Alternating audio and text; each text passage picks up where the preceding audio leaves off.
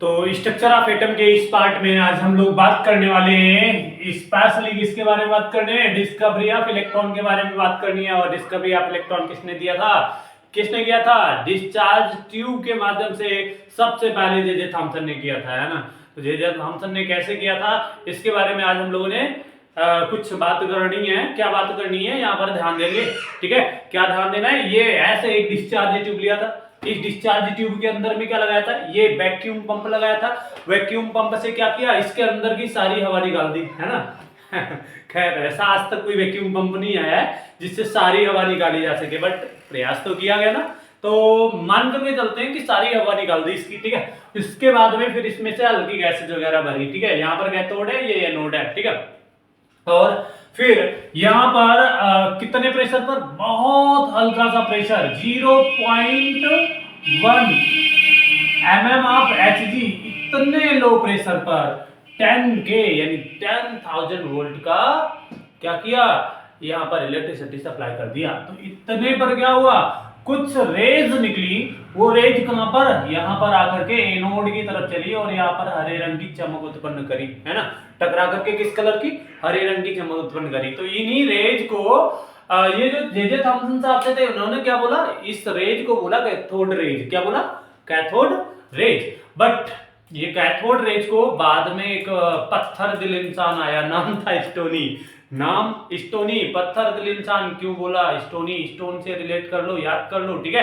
तो इलेक्ट्रॉन को इलेक्ट्रॉन नाम किसने दिया, स्टोनी ने दिया। ये ध्यान देने वाली बात है, ठीक है। तो ये स्टोनी साहब ने क्या किया, इसको बताया कि ये बहुत छोटे छोटे पार्टिकल से मिलकर के बना हुआ है। जो रेज है वो छोटे छोटे पार्टिकल से मिलकर के बना हुआ है। वो जो पार्टिकल है ना उसी को बोल दिया क्या, इलेक्ट्रॉन। तो इस तरह से इलेक्ट्रॉन की डिस्कवरी हो गई, ठीक है।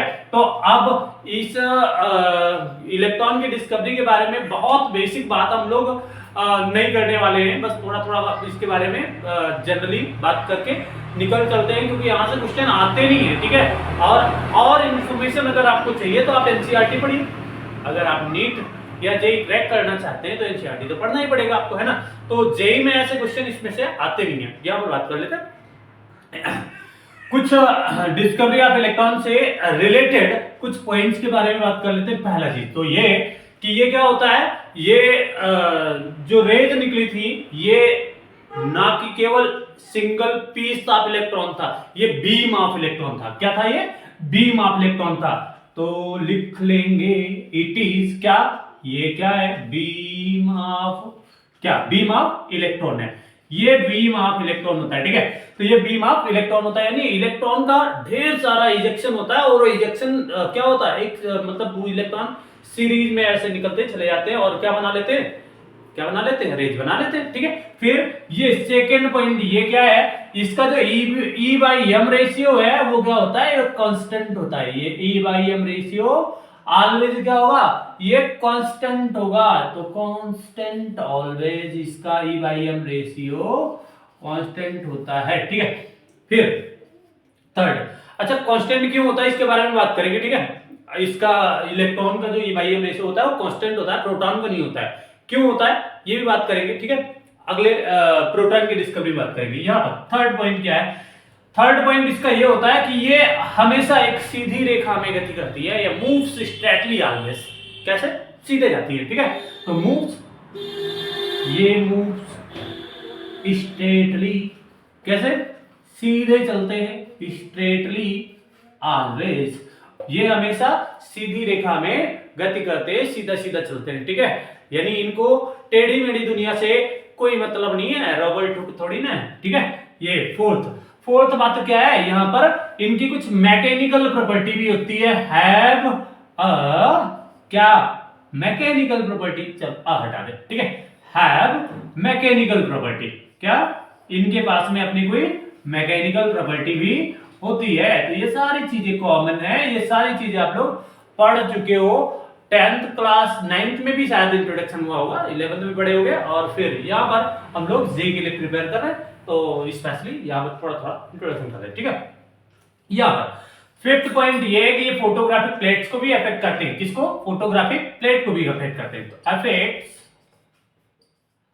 फोटो, ओ भाई, फोटोग्राफिक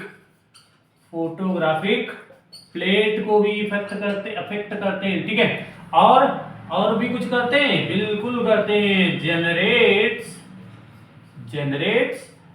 एक्स रेज, ये एक्स रेज को भी जनरेट करते हैं, ठीक है।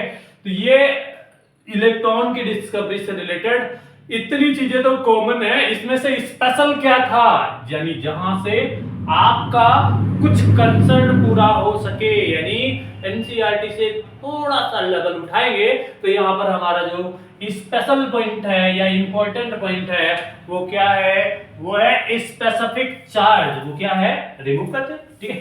तो वो है स्पेसिफिक चार्ज, यहां पर स्पेसिफिक चार्ज के बारे में हमें जानना जरूरी है, ठीक है। तो स्पेसिफिक चार्ज इसका जो होगा, ये वाला पॉइंट इंपॉर्टेंट लिख ले रहे हैं, ठीक है, ये वाला पॉइंट इंपॉर्टेंट लिख रहे हैं, ठीक है। तो यहां पर हमारा काम ये है कि स्पेसिफिक चार्ज, अच्छा स्पेसिफिक चार्ज को क्या बोलते हो आप, Q/m बोलते हो, क्या बोलते हो, Q/m। किसका, कैथोड रेज, किसका, कैथोड रेज इज क्या है, इंडिपेंडेंट है, ये फ्री है, इंडिपेंडेंट किससे, independent of nature of gas, of nature of gas, independent of nature of gas, ये गैस के नेचर पर डिपेंड नहीं करती है। ये वाला पॉइंट आपका इंपॉर्टेंट है। Q/m रेशियो ऑफ किसका, कैथोड रेज, ये इंडिपेंडेंट होता है, किससे इंडिपेंडेंट होता है, नेचर ऑफ गैस से इंडिपेंडेंट होता है, ठीक है। तो ये होता है, ये इंपॉर्टेंट पॉइंट है। ये गैसेस कहां होती है, फील्ड इन डिस्चार्ज ट्यूब, ये डिस्चार्ज ट्यूब में भरी हुई गैस के नेचर पर डिपेंड नहीं करता है, इसलिए इंडिपेंडेंट होता है, ठीक है। तो ये आपका हो गया क्या, डिस्कवरी ऑफ इलेक्ट्रॉन, ठीक है। मिलते हैं अगले लेक्चर में, तब तक के लिए tata bye bye, see you, good bye.